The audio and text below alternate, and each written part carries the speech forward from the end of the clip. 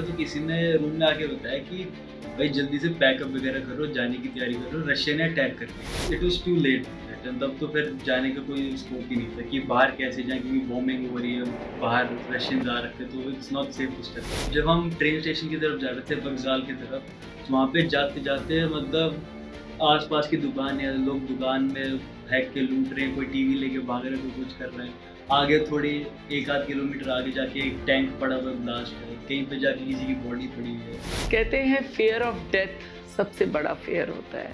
Fear of failure से, fear of abandonment, कई तरह के फियर हैं, लेकिन फियर ऑफ डेथ सबसे बड़ा होता है। That's very empowering, you know.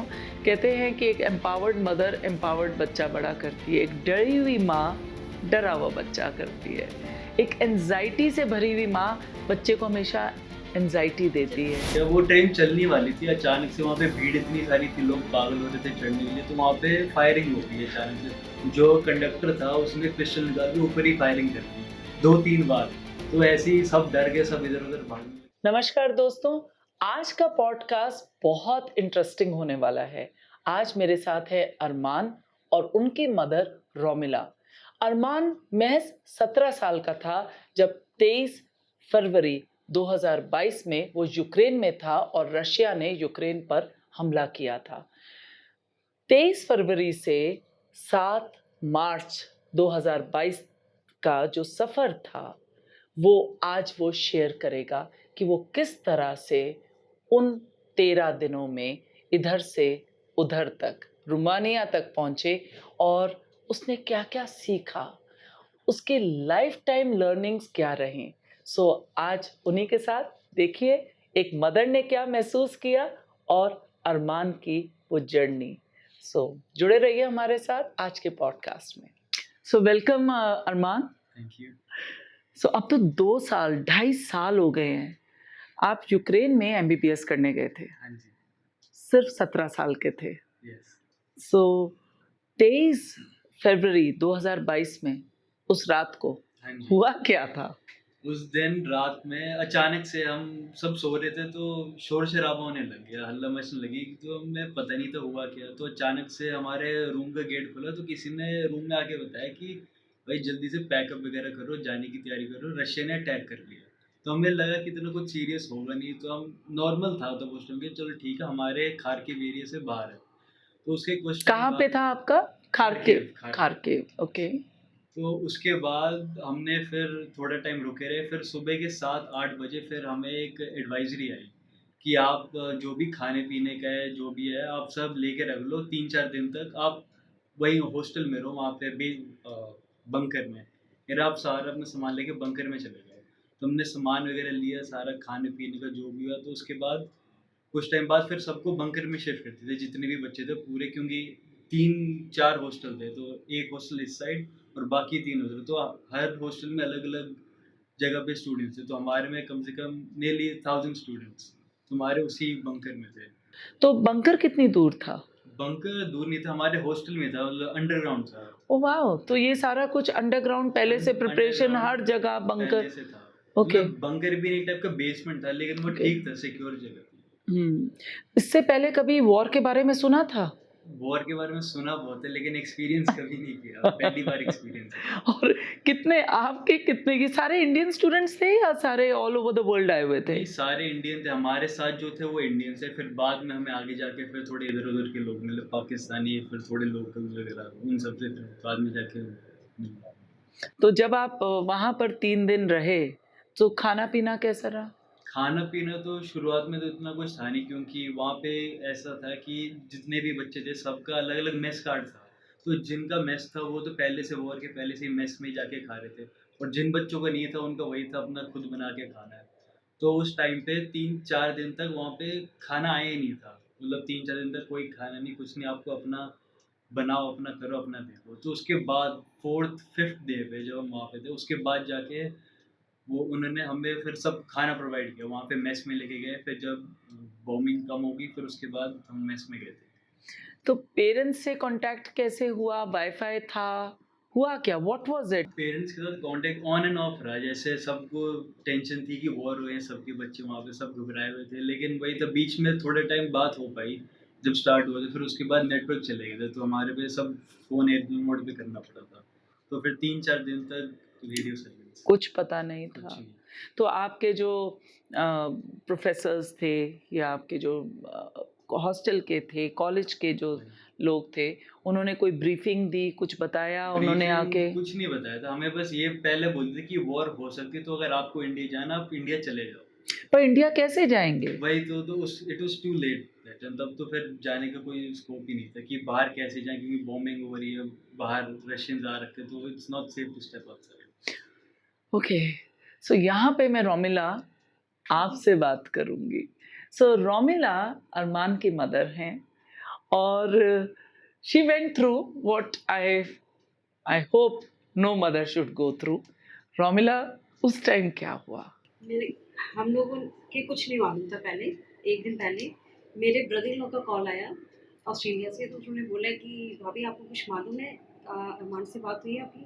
मैंने कहा हाँ 2 दिन पहले हुई है, लेकिन 2 दिन से फ़ोन नहीं मिल रहा। तो बोला आप जल्दी से उठिए टीवी ऑन करिए। तो मैंने कहा हुआ क्या संजय, बात तो बताओ। बोला नहीं टीवी ऑन करिए, भैया कहाँ है? मैंने कहा भैया तुम्हारे यही है। बोला भैया को उठाइए और आप आराम से हमारी बात सुनिए। फिर उसने बताया कि ऐसे ऐसे वॉर हुआ। तो हम लोग तो घबरा गए थे, मेरा तो बस रोना निकल गया था। तो फिर उसने बताया कि मैंने, आप चिंता मत करिए, मैंने अरमान से कांटेक्ट रेगुलर कर रहा हूँ और मेरी बात हुई है, लेकिन कुछ सेकंड्स के लिए हो पाई है, बट उसमें अटैक कर दिया रशिया ने और वो बंकर में है। तो कुछ टाइम तक उनका नेटवर्क ऑफ रहेगा, बात नहीं हो पाएगी। तो उस टाइम पे ये सिचुएशन थी कि I was not able to speak, I was just quiet. तो फिर एक मेरे ब्रदर की फ्रेंड है यशी सैनी, उससे कांटेक्ट हुआ, मेरे भैया का कॉल आया न्यूज़ीलैंड से। उसने मुझे बताया कि रोमिला ऐसे-ऐसे हुआ है और जैसे भी अरमान का अपडेट हो तो मुझे बताते रहना। तो उसने हमारी काफ़ी उस समय हेल्प की। वो एक जर्नलिस्ट है, या शी यशी इज़ अ सैली। जर्नलिस्ट, या एंड उसने बहुत हेल्प की। उसने वहाँ एक लोकल जो जर्नलिस्ट है उनको कॉन्टेक्ट दिया था कि if Arman is any trouble and he needs any help, so he must contact him. तो it was a horrible time for us. So उस टाइम में और पेरेंट्स जो उनके साथ पढ़ रहे थे, उनके साथ कॉन्टैक्ट हुए? कॉन्टैक्ट खाली एक पेरेंट के साथ हुआ था जो कि हमारे घर के पास में रहते थे। तो हमें गवर्नमेंट से जो एडवाइज़री आई थी लोकल गाज़ियाबाद से, तो उन्होंने कॉन्टैक्ट्स दिए थे नियर बाय के। वो हमारे घर के पास में ही थी, उनकी भांजी।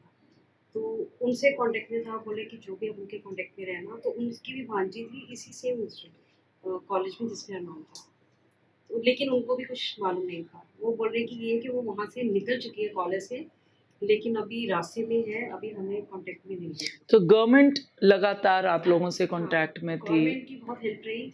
हमें फिर लोकल गाज़ियाबाद का एसडीएम है, उसने 2 बार घर पे विज़िट किया था और हमें बताया था कि हम लगातार स्टूडेंट से कॉन्टैक्ट में हैं, आप घबराइए नहीं और जो भी हो सके गवर्नमेंट कर रही है, आपका बच्चा सेफ रहेगा, चिंता मत करिए। Wow, so good. सो अरमान, तो मम्मी से कितने दिनों बाद बात हुई फिर? मम्मी से फिर बात तो हो रही थी बीच में ऑन एंड ऑफ, लेकिन फिर 2-3 दिन बाद जाके ढंग से बात हुई, जब थोड़ा बाहर गए, ये तो खार्किव से बाहर निकला। तब जाके थोड़ी आराम से बात हो पाई। तो वो जो खार्किव में रहना और खार्किव से बाहर निकलना, वो क्या, वो कैसा सफ़र था?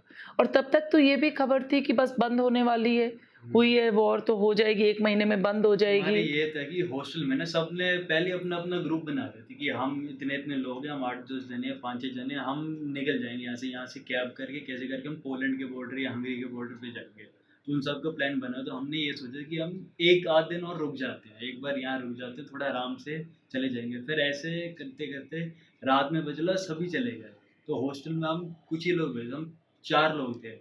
मतलब सबने अपनी-अपनी जान बचाई, सबने अपना-अपना कर अपना-अपना, लिया। और तुम लोगों को नहीं उठाया? नहीं, नहीं, क्योंकि जो हम 3 थे ना साथ के, हम 3 तो साथ थे। वो फिर अगले दिन हमने फिर बाकी 2-3 लोग और थे, फिर हमने थोड़े लोग और मिले। फिर जो हमारे सामने एक हॉस्टल है, तो वहाँ के स्टूडेंट तब इवैक्यूएट कर रहे थे। फिर वहाँ से हम पैदल निकले, वहाँ पे we walk for around 25 kilometres till the train station. तो वहाँ तक गए पैदल, इंडिया का फ्लैग सामने सबने पकड़ा हुआ था, तो पीछे-पीछे सब जाए जा रहे हुँ, और खाने को क्या-क्या था? खाने को फिर उसके बाद में हमें ब्रेड वगैरह मिली थी, सैंडविच वगैरह थोड़ा बहुत मिल गया, मतलब ठीक था, खाना-पीना हो जाता था। So sweet. अपनी पहले जान बचाई जाए वो ज़्यादा पहले जान इम्पोर्टेंट है। खाना-पीना तो होते रहता है। सब हो जाता है। So what was the feeling उस टाइम? क्या फीलिंग? कुछ तो दिमाग में भी बातें आ रही होंगी और फ्रेंड्स भी बातें चल रही होंगी और मम्मी को ब्रेव फ्रंट भी दिखाना होगा। सब कुछ चल रहा होगा ना उस टाइम? पहले तो थोड़ा डर सा लग रहा था कि हाँ, सब इतना बोर हो रही है, उसके बाद थोड़ी-सी ना एक्साइटमेंट आने लगी। Because we are experiencing a war, so वो थोड़ा अलग था मेरे लिए। इट वाज़ स्केरी और बट सबके लिए भी ऐसे ही हो रहा सबके होगा लिए भी ऐसा था। कि we were scared and we were happy at the same time, क्योंकि हम सब साथ थे। हम 3-4 लोग जो साथ थे, हमें फिर इतनी कोई दिक्कत थी नहीं। एक-दूसरे का साथ मिला तो आराम से हम वहाँ से निकल ही गए। एज कितनी बड़ी फैक्टर होती है ना? कि भाई पहले हुआ ओह वॉर! ये क्या होगा? अच्छा वॉर! Oh wow! वॉर में हम रहे और हम जो सर्वाइवर की तरह बाहर आ जो गए। एज़ अ गेम खेल रहे थे वो फेस कर रहे हैं रियलिटी में। तो एक्चुअली जैसे जो गेम आप लोग खेलते रहे हैं, वो बाहर आ गई। वो बाहर आ गई पूरी। सो वहाँ पे जब बाहर निकले तो बॉम्ब शेल्स दिखे या कुछ महसूस हुआ, आवाज़ें लगातार, व्हाट वाज़ दैट? वहाँ पे शेलिंग हुई थी काफ़ी। जब हम ट्रेन स्टेशन की तरफ जा रहे थे, वक्ज़ाल की तरफ, तो वहाँ पे जाते-जाते मतलब आस-पास की दुकान या लोग दुकान में फेंक के लूट रहे हैं, कोई टीवी लेके भाग रहा है, कोई कुछ कर रहा है। आगे थोड़ी 1 आध किलोमीटर आगे जाके एक टैंक पड़ा हुआ है, ब्लास्ट है। कहीं पे जाके किसी की बॉडी पड़ी हुई है। तो वो तो जो मूवी में आप देखते रहे, सब देखने को मिला, किसी की मतलब सिर कटा हुआ है, किसी के हाथ-पैर नहीं है, कोई चिल्ला रहा है, कोई कुछ है, वो पूरा देखा था वहाँ पे। तो आप लोग चल रहे थे। आज तो आप में खूब हँसी और स्माइल आ रही है, लेकिन उस उस टाइम टाइम में आई थिंक कि इट वाज़ समथिंग लाइक ये क्या हो रहा है? कुछ तो ये प्रश्न होगा ना वो था मन तब में? उस टाइम सब डरे हुए थे कि चलो देखे, जितना बड़ा ग्रुप था हमारा, हम सब चुपचाप जाते रहे, कोई कहीं रुका ही नहीं, ना देखने के लिए ना कुछ, बस तो उनकी पैदल ही तरफ चल रहे थे या पैदल गाड़ी में? पैदल ही थे, पूरे टाइम पैदल ही चलते रहे हम एंड हू आगे। Was guiding you? तो गाइडिंग वहाँ पे गाइड होंगे सब कुछ कि गाइड ऐसे नहीं थे, जाना है? एक वो इंचार्ज था, मतलब जो वहाँ के इधर हॉस्टल वगैरह के देखते हैं, वो इंडियन बंदा ही था, तो उसी ने फिर इवैक्यूएशन कराई थी। जब सो वॉर के इंटरेस्टिंग। नेक्स्ट डे तो ये पहले जब बात हुई इससे पता था कि mom I was having shower and there was a bomb shelling. तो ये फटाफट रूफ पे भाग गया था। मैं नहा रहा, अचानक से शेलिंग हुई, फिर मैं भाग गया रूम में। मैं और ऐसे इसका अकेले इतना था, मैं घबराया फ़ोन का हुआ था। टॉर्च जला रखे है, मैं अकेले नहा रहा हूँ। जैसे ही शेलिंग हुई, मैं ऐसे भागा हूँ सीधा रूम में, कपड़े पहने सीधे, फिर नीचे बेसमेंट और फिर ये बंकर में कहता भाग गया। Mom he was very scared और कह रहा है मम्मी आई डोंट नो कि मैं आप लोगों से मिल पाऊँगा कि नहीं। सो तब हमारे लिए बहुत हार्ड टाइम था। We start crying and all. Oh my god! कहते हैं फ़ियर ऑफ डेथ सबसे बड़ा फ़ियर होता है। फ़ियर ऑफ फेलियर से, फ़ियर ऑफ अबैंडनमेंट, कई तरह के फ़ियर हैं, लेकिन फ़ियर ऑफ डेथ सबसे बड़ा होता है। तो वो जब कई बार हमसे कुछ ना कुछ हो जाता है, कई बार मौत आती है, दरवाज़ा खटखटाती है और फिर कई बार आप उसको भी धोखा देते हो, निकल जाते हो, right? So it was like that और ये नहीं पता कि कल को क्या होना है। वो कुछ नहीं पता था कि कब निकलेंगे, कब इवैक्यूएशन होगी, कब कहाँ पहुँचे, कुछ पता नहीं था। जो हुआ अचानक से हुआ, ऑल ऑफ अ सडन ही हुआ जैसे। सो गॉड इन द प्रेजेंस तो वो चीज़ एक हम सीखते हैं कि भाई मोमेंट में रहो। तो आई थिंक आपने बहुत छोटी उम्र में इन द प्रेजेंस में रहना सीख लिया कि भाई कल का नहीं पता, मिलना है नहीं मिलना और वो जो हो रहा है, वो जो पीछे था पता नहीं एमबीबीएस एमबीबीएस का नहीं पता, कुछ नहीं पता।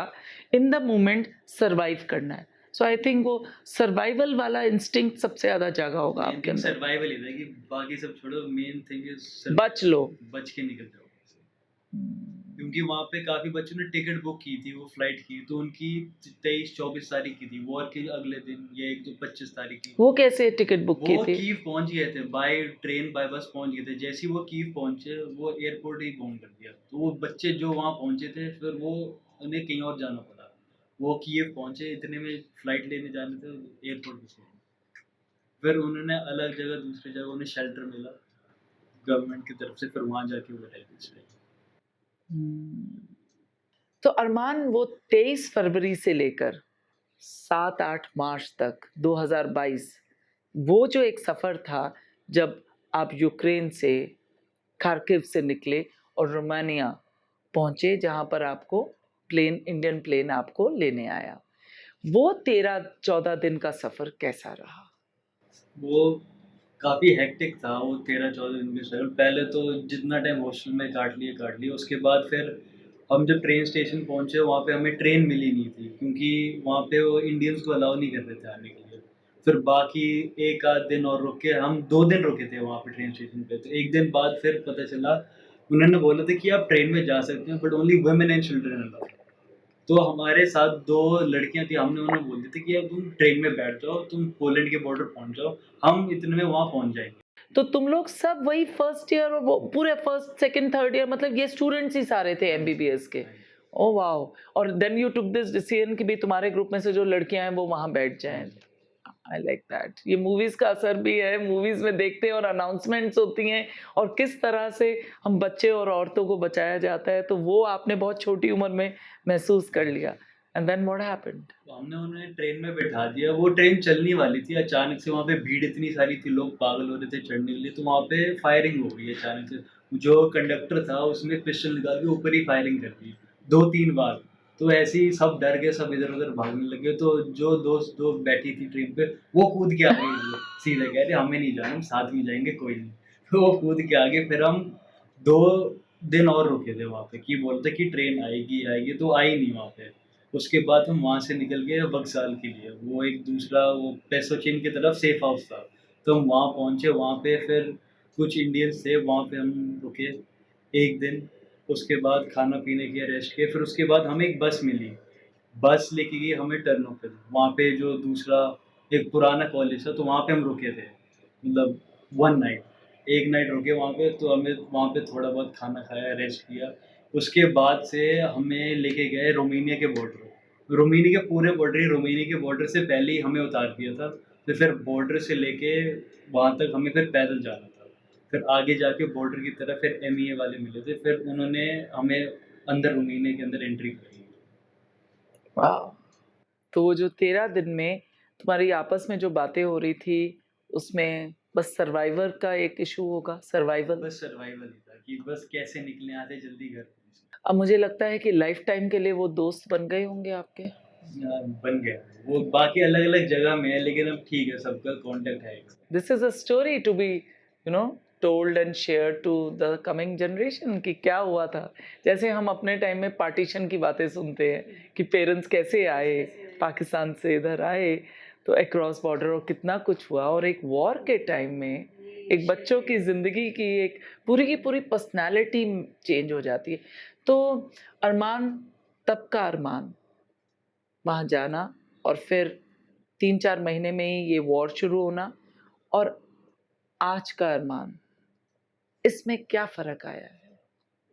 फ़र्क इतना है कि मैं समझदार हो गया अब, थोड़ा ज़्यादा इंडिपेंडेंट हो गया मतलब अब जो काम है मैं कर सकता हूँ खुद, मुझे इतनी दिक्कत आती नहीं कि चलो नॉट यूक्रेन फियर में of war now anymore Ukraine में पहले गए वहाँ पे रहे, फिर उसके बाद यहाँ के जॉब की, तो थोड़ा उसके एक्सपीरियंस गेन हुआ। तो ये था कि मुझे 2 साल यहाँ रह के मेरा टाइम वेस्ट नहीं हुआ, मुझे एक्सपीरियंस मिला, नॉलेज मिला, काफ़ी कुछ सीखने को मिला, ताकि मैं जब जॉर्जिया गया so I was more smarter than I was. या और जब आपने अपने दोस्तों उन लड़कों से, अपने क्लासमेट से, लड़कियों से कॉन्टैक्ट किया होगा, तो उनमें से कई डिप्रेशन से भी निकले होंगे या एकदम साइलेंट हो गए होंगे? क्योंकि ऐसा सुना सुना जाता है कि जब ऐसे एक्सपीरियंस होते हैं, जैसे आपकी मदर एकदम चुप हो गई थी, तो जब आप वापस घर आ गए, तो कई बच्चे एकदम चुप भी हो जाते हैं। हाँ जी। क्योंकि इत ये तो बहुत ही एक ऐसा एक्सपीरियंस है ना जो आत्मा को भी हिला देता है, ये अरमान हुआ राइट? 2 दिन तक कमरे में बंद था अपने। वो 2 दिन तक इसने किसी से बात ही नहीं की थी। इसके हुँ, फ्रेंड्स इसको मिलने आते थे तो ये कहता no I don't want to meet anyone. फिर थर्ड डे हमने इसके फ्रेंड्स को बुलाया और उसको बोला कि इसको ज़बरदस्ती घर से बाहर लेके जाओ। वो लेके गए तो वो ये थोड़ी देर वापस आ जाता था कि नहीं।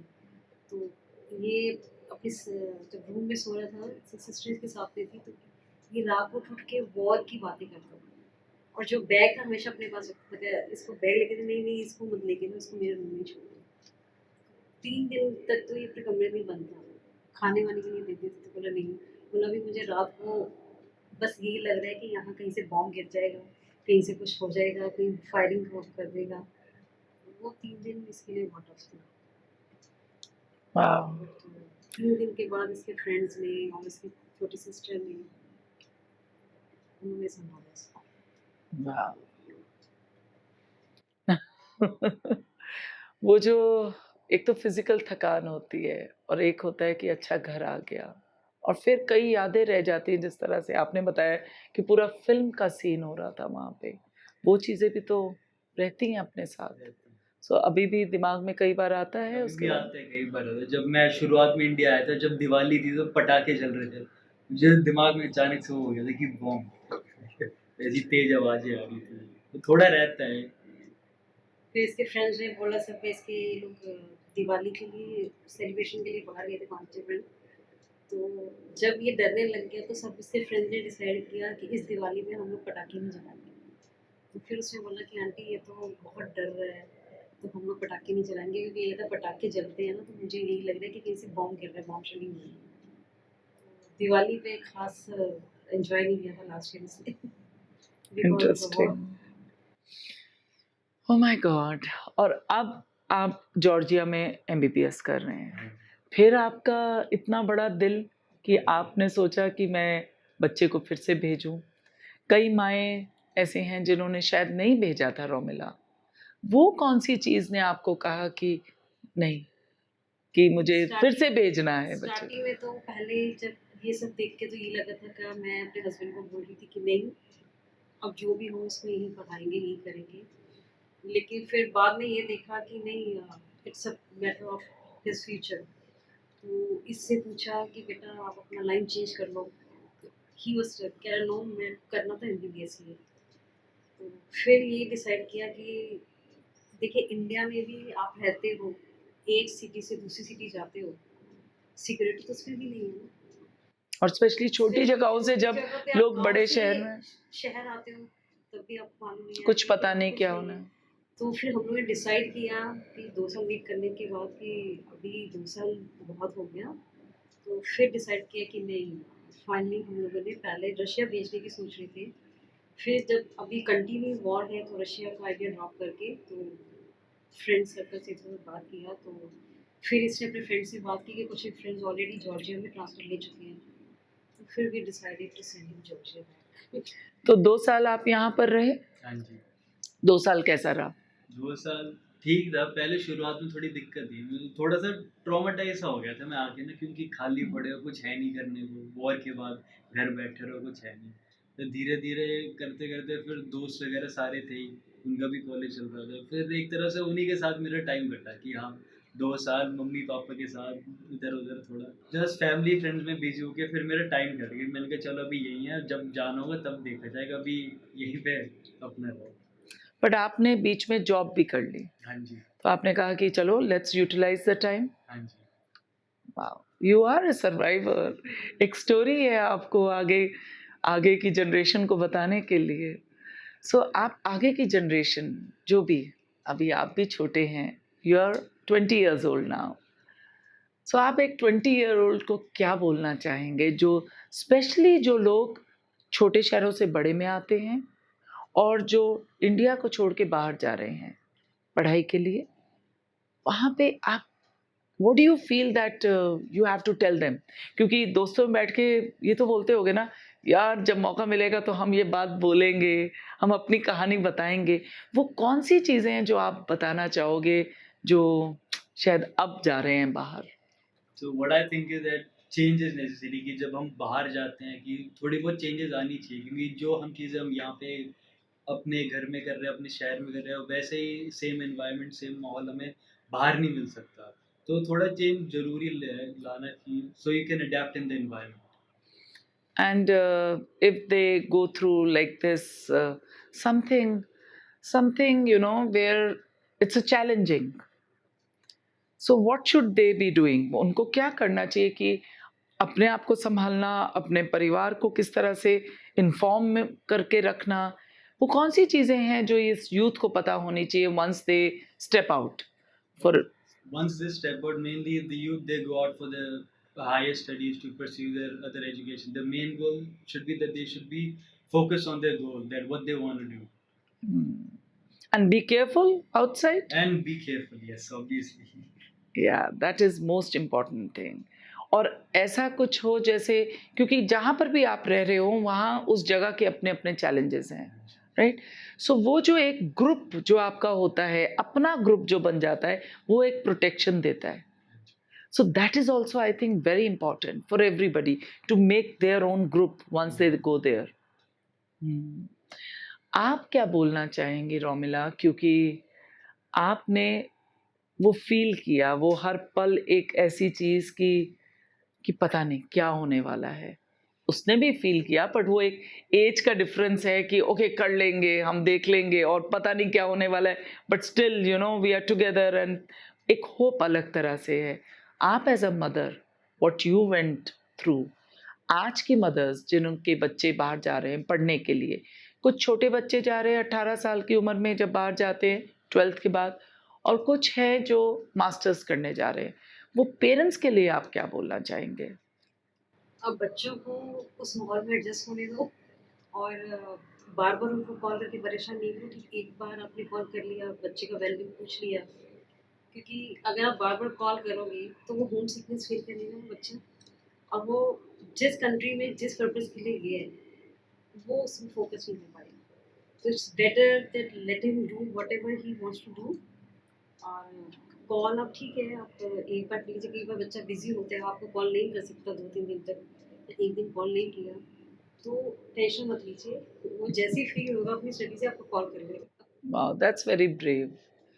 कई बार ये भी होता है रोमिला, ऐसा देखा जाता है कि क्योंकि बच्चा बाहर है तो माँ-बाप सारी बातें नहीं शेयर करते हैं क्योंकि वो अपसेट हो जाएगा, और यही चीज़ बच्चों में हो रही होती है कि छोटी-मोटी चीज़ें खुद हैंडल कर लेते हैं कि मम्मी-पापा को बताया तो परेशान हो जाएँगे। उस चीज़ को कैसे डील करना चाहिए? बच्चे को पहले से आपको ट्रेनिंग देनी चाहिए इंडिपेंडेंट बनने की। जब वो आपके कंट्री में है, इंडिया में है, या कब कहीं से भी जो जा रहे हैं, जैसे हमने अरमान को पहले इंडिपेंडेंट छोड़ दिया था, इसको जॉब करने भी आने के बाद फिर इसको बोला कि ठीक है, जैसे इसका जो भी पेपर वर्क था, मैं मैंने खाली इसको गाइड किया, जो ऑफिस वर्क है, इसको पासबुक बनाना है, मैंने इसको बोला कि तुम खुद करो। मैं इसके अच्छा, साथ थी, बट मैंने इसको करने दिया। इवन इमिग्रेशन के जाना है, इंटरव्यू होना है, I was with him, but he इसको हैड हमेशा गाइड कर रही थी कि नहीं, खुद करो, क्योंकि जहाँ तुम जा रहे हो वहाँ तुम्हारे साथ मैं नहीं जाऊँगी, वो तुम्हें खुद ही अब इंडिपेंडेंट करना है। वाओ! तो इस that's bar I so think या जॉर्जिया गया तो वो प्रॉब्लम नहीं है इसको कि क्या दैट्स वेरी मैंने एम्पावरिंग, यू नो।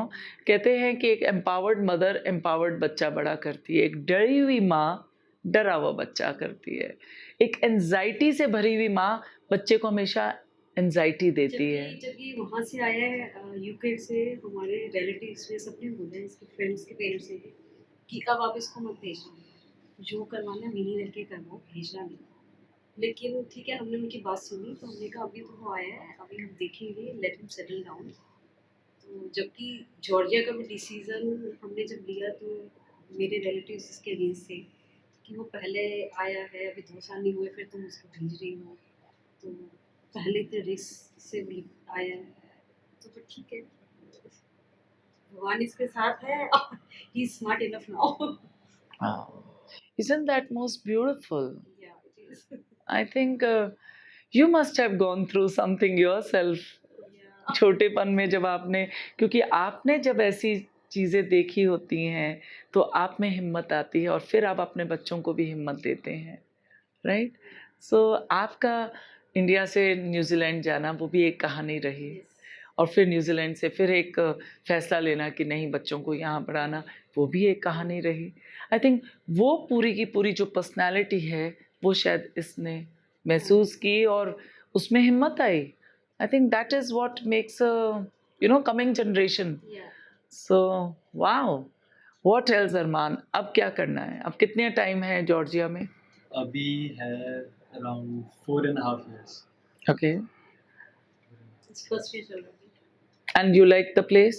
या it's a very beautiful country, wow! बहुत सुंदर। सो यूक्रेन और जॉर्जिया में क्या फ़र्क रहा? यूक्रेन और जॉर्जिया में लैंग्वेज का डिफरेंस है वहाँ पे, और वॉर का? और वॉर का। जॉर्जिया में भी रशियन वगैरह हैं, यूक्रेनियंस है वहाँ पे। एथनिक कल्चर काफ़ी मिक्स्ड है वहाँ पे, अलग अलग जगह के भी लोग हैं वहाँ पे। माहौल अच्छा है, रेसिज्म थोड़ी बहुत है लेकिन ठीक है, Mhm. ज़्यादा नहीं। So how do you go जब आप बाहर निकलते हैं, सो आपने अपनी लैंग्वेज सीख ली या इंग्लिश में सब कुछ चलता है? इंग्लिश वहाँ पे किसी को नहीं आती, उनकी लोकल लैंग्वेज सीखनी पड़ती तो है, वो जॉर्जियन। सीखी आपने? सीखी है अभी।